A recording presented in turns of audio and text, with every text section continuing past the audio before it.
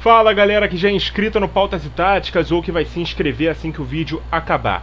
No vídeo de hoje, vamos desconstruir algumas verdades que são ditas por torcedores, por analistas e talvez até por você, espectador do Pautas e Táticas, quanto à evolução tática do jogo, algumas vezes em assuntos específicos, outras em temas mais abrangentes, mas sempre argumentando contra algumas dessas afirmações polêmicas.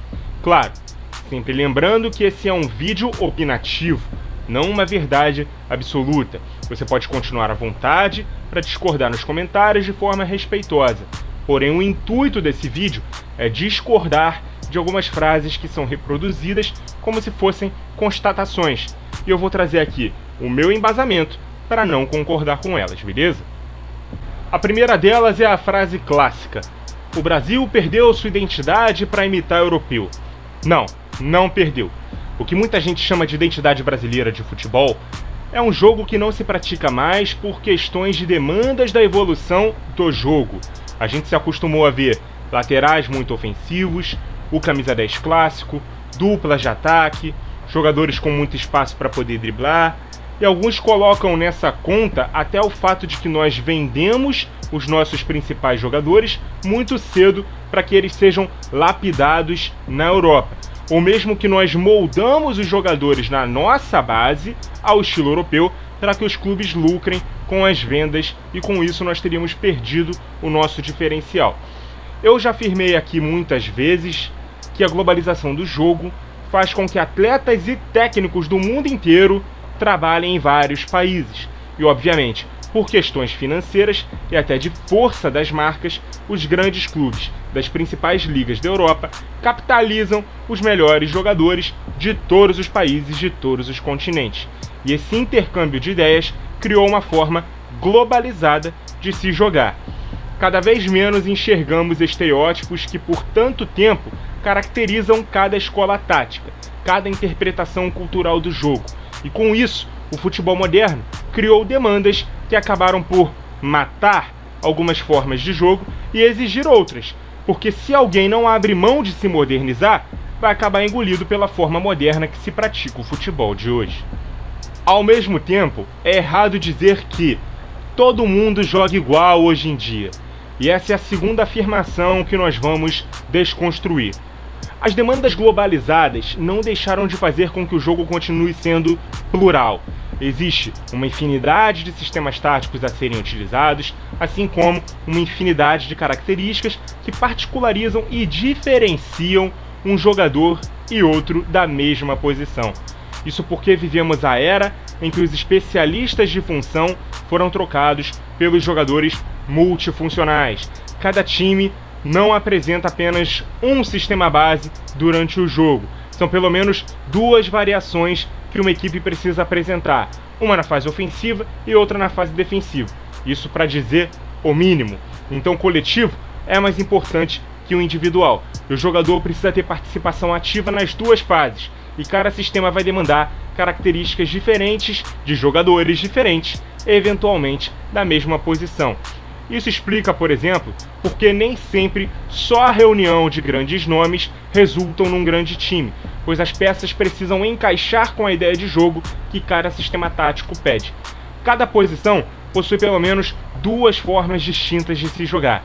A gente sabe que nem todo volante joga igual, nem todo centroavante tem as mesmas virtudes técnicas. Hoje em dia até os goleiros têm diferenças táticas de se jogar. Porém, quando a gente fala de uma forma globalizada de se jogar, é justamente a ideia de que qualquer nação poderá formar jogadores com quaisquer características de jogo e não ficar preso a uma ideia estereotipada de se praticar o futebol.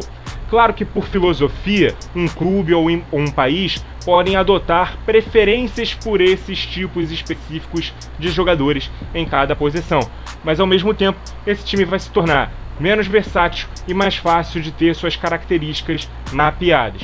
Então não é o futebol europeu que criou uma forma única de se jogar. O futebol europeu capitaliza os melhores jogadores em seus auges, porém nem as equipes de um mesmo país europeu jogam da mesma forma. Muito menos existe uma ditadura sobre um estilo único de jogo existente, beleza? Outra afirmação: Os times da atualidade são na maioria retranqueiros. Você pode até ter a opinião de que os times estão mais preocupados com a defesa, ou melhor dizendo, estão mais preocupados em não tomar gols. Mas eu vejo isso como algo positivo para a competitividade do jogo. Eu não sei vocês, mas por mais divertido que seja um jogo com muitos gols de parte a parte, eles normalmente caracterizam jogos com muitos erros defensivos. Da mesma forma, um time que goleia provavelmente encontrou uma defesa ruim pela frente. Então, se saem menos gols, o grande brilho do futebol, que é a alteração do placar, está mais valorizado. Logo, o jogo está mais bem jogado. Vocês concordam? Muitos têm a opinião de que o futebol não é tão atrativo por ser um esporte de placares baixos e que as defesas ganham dos ataques na maioria dos lances. Eu, sinceramente, me afasto dos esportes de placar alto pela banalização do grande momento desses esportes, que é a alteração do placar. Então, você dificilmente vai lembrar de todas as cestas de um jogo de basquete, ou mesmo de todas as melhores cestas do jogo de basquete, porque depois que ele acabar, o placar do jogo vai ser, por exemplo, 100-90. Então, ao mesmo tempo, você não vai também se lembrar de todos os rallies de um jogo de vôlei, que tem seus sets terminando sempre com um vencedor, marcando os mesmos 25 pontos. Então, não há uma explosão de emoção em qualquer cesta ou em qualquer ponto, como há no gol no futebol.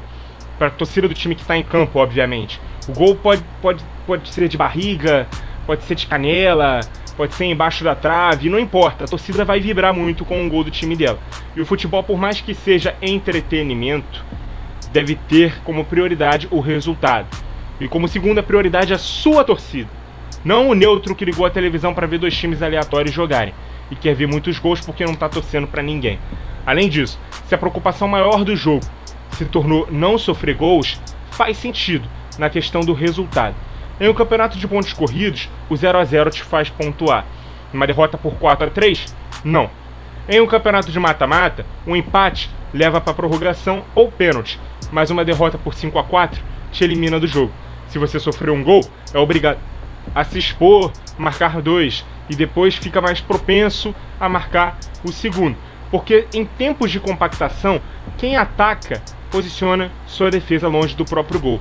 E quem defende posiciona a sua defesa, né, seus 11 jogadores mais próximos da meta. Então é mais difícil que quem saiu perdendo empate do que quem está vencendo amplie o placar, beleza?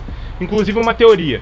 Para aqueles times que marcam um gol e decidem se fechar na defesa e abdicar de jogar, saibam que justamente por o adversário se expor mais, o melhor momento para atacar é depois de marcar o primeiro gol. Então não são todos os times que são retranqueiros.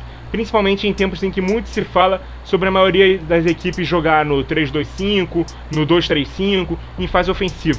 São 50% dos jogadores de linha jogando na linha do ataque. Você vai chamar isso de retranca? Por tudo isso, essa afirmação também é falsa. Isso nos leva à próxima afirmação. A formação na base esqueceu da parte técnica para beneficiar só a parte física. A parte física de fato é mais importante do que em tempos em que só a parte técnica resolvia.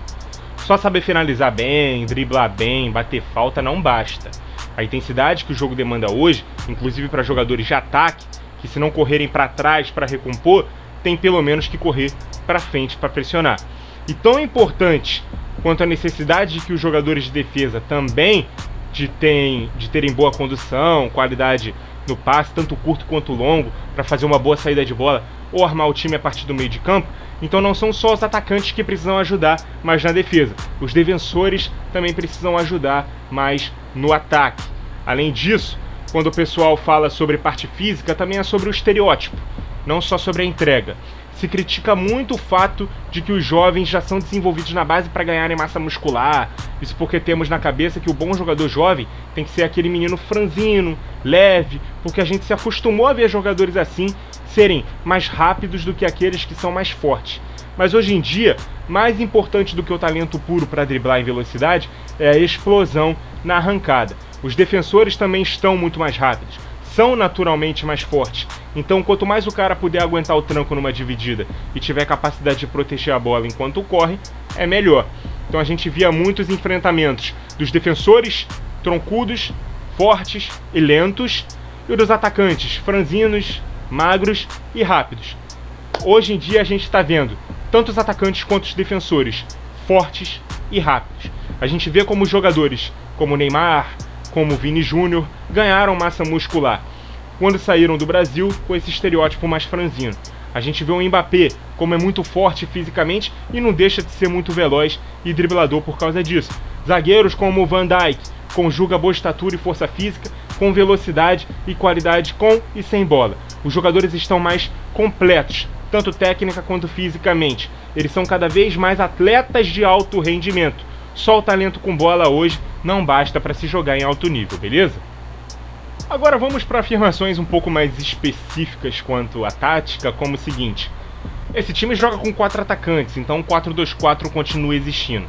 Eu fiz até um shorts, né, em um outro momento no YouTube, aqui no canal, para poder falar sobre esse assunto. Jogar com 4 atacantes alinhados hoje é impraticável, principalmente porque não tem como jogar com apenas 2 meio-campistas e 4 jogadores sem participar do momento defensivo. Portanto, ou esses 4 atacantes se posicionam no 4-4-2, com os pontas na linha dos volantes, ou no 4-2-3-1, com o centroavante na frente de outros 3 jogadores, 2 pontas e um meio atacante ou segundo atacante por trás dele. 4-2-4 como sistema base, como sistema de defesa, não existe mais, beleza? Isso nos leva a mais uma afirmação. O camisa 10 e o segundo atacante também não existem mais. No próprio 4-2-3-1 eles seguem existindo, inclusive fazendo a mesma posição. Com bola, esse cara joga por trás do 9 como um meio atacante, o elemento central da linha de 3. E ao lado do 9 como um segundo atacante sem bola. Já em sistemas como 3-4-1-2 eles seguem coexistindo. O meio atacante joga na frente dos 2 volantes e por trás da dupla de ataque. Então, você tem ali o meio atacante, né, o camisa 10, e o segundo atacante ao lado do centroavante. Então é errado dizer que tanto o camisa 10 quanto o segundo atacante não existem mais no futebol moderno. Eles podem ter caído em desuso, ficado mais raros, serem menos formados, a gente ter em menos proliferação, profusão do que em outros momentos. A gente vive uma era onde a maioria das equipes jogam com 3 atacantes, 2 pontas, 4-3-3 com 2 camisas 8 à frente de um número 5, é verdade. Mas isso não quer dizer que esses jogadores não existem mais, não são mais formados, entraram em extinção, beleza? Mas aí alguém ainda pode falar, aqueles sistemas antigos como o 4-2-2-2 ou 4-3-1-2 foram extintos, o futebol moderno matou esses sistemas. Eu não seria tão radical, eu diria que eles caíram em desuso, mas não que foram extintos. Isso porque são ambos sistemas que exigem muito dos laterais no apoio, porque centralizam muito os jogadores do meio para frente. Ao não contar com os pontas, os laterais precisam percorrer todo o corredor em ambos os lados do campo. E num jogo de transições rápidas, que quase todo mundo joga com pontas, ao recuperar a bola, eles são acionados exatamente nas costas dos laterais, que subiram e geram um efeito manada. Alguém tem que compensar o buraco deixado pelos laterais saindo de sua posição e gera um novo buraco a ser atacado. Então está cada vez menos usual sistemas com 2 atacantes sem pontas. Mas extintos eles não foram. O próprio Real Madrid, do Carlo Ancelotti, joga no 4-3-1-2, mas tem 2 pontas na dupla de ataque, né, o Rodrigo e o Vini, e um meio atacante como o falso 9, sendo o vértice mais avançado do losango, com liberdade para atacar, que é o Bellingham. E para defender, esse meio atacante, que na verdade é um volante, recua por dentro, ao lado do primeiro homem do meio, que é o Tchouaméni, e os vértices laterais abrem como wingers, que são o Valverde pela direita, o Camavinga pela esquerda. Então tá vendo que como para utilizar essa plataforma as peças têm que ser multifuncionais? Se fosse no mesmo futebol de antigamente, os volantes pelos lados teriam que cobrir os laterais. O meia não participaria na fase defensiva. Teríamos 2 atacantes de área na frente. Colocariam as mãos na cintura no momento sem bola, esperando o time recuperar e dar bola no pé deles para poder atacar. O 4-2-2-2, a mesma coisa. Você pode ter 2 volantes defensivos e 2 meias ofensivos. Se os 2 laterais que tiverem que fazer esses corredores, os 2 volantes vão ter que cobrir, não vai ter ninguém para proteger a frente da área, porque os 2 meias dificilmente vão ter qualidade defensiva para recuar e marcar em bloco baixo. Vocês estão vendo que eu estou pegando afirmações que normalmente uma complementa a outra. A resposta de uma gera uma outra dúvida, uma outra afirmação para tentar contradizer a primeira, e eu tô desconstruindo cada uma delas. É como se eu estivesse discutindo comigo mesmo. E aí, por fim, a gente traz esse questionamento. Os laterais alas sumiram ou vão sumir do futebol? Na minha opinião, não. Mas eles vão funcionar em situações muito específicas. Ou eles vão jogar como alas de fato, em sistemas com 3 zagueiros, ou terão uma vida útil curta, porque com a perda de velocidade natural do envelhecimento do ser humano, os laterais que são assim formados para jogar em linha de 4 conseguem fazer bem a recomposição da linha de fundo do adversário para a própria, mesmo sendo muito perigoso, como a gente falou na resposta anterior. Então eles vão ter que começar a migrar para outras funções da posição. Exemplos clássicos são os ingleses Kyle Walker, que hoje é praticamente um lateral zagueiro, e o Alexander-Arnold, que hoje começa a apoiar mais pelo centro do que vai ao fundo, como ele ficou reconhecido por fazer com excelência. Eu acho que a tendência maior vai ser de vermos os laterais sendo formados para jogar como homens base, em variações para a linha de 3, como volantes ou como laterais invertidos, até por estarem mais próximos da primeira linha para cobrir a si mesmos, sem a necessidade de um volante ter que fazer aquela diagonal de cobertura para ocupar a posição de um lateral que vai para o fundo. Então, se o lateral já está na defesa, ele mesmo abre, volta para a posição. Se o outro lateral está no meio, ele mesmo se cobre e volta para a linha de 4. É muito mais fácil do que ele ter que correr quase 100 metros de uma linha de fundo a outra, ou designar o cara de uma outra posição que faça essa cobertura. Outro exemplo é o Davi Alaba. Ele começou a carreira como winger, jogou como volante, se encontrou na lateral esquerda fazendo tanto a função de ala como de base ou de lateral invertido. Depois ele passou a ser utilizado como zagueiro aberto pela esquerda na linha de 3. Hoje ele é um zagueiro que joga numa dupla, fazendo muitas vezes a cobertura do lateral quando ele sobe, mas um jogador multifuncional e que à medida que foi envelhecendo foi adaptado a funções mais defensivas. Se ele fosse só um lateral muito ofensivo, iria naturalmente falhar mais, sofrer mais bolas nas costas, e a gente teria a mesma avaliação que fazemos de vários jogadores que jogam assim: atacam bem e defendem mal.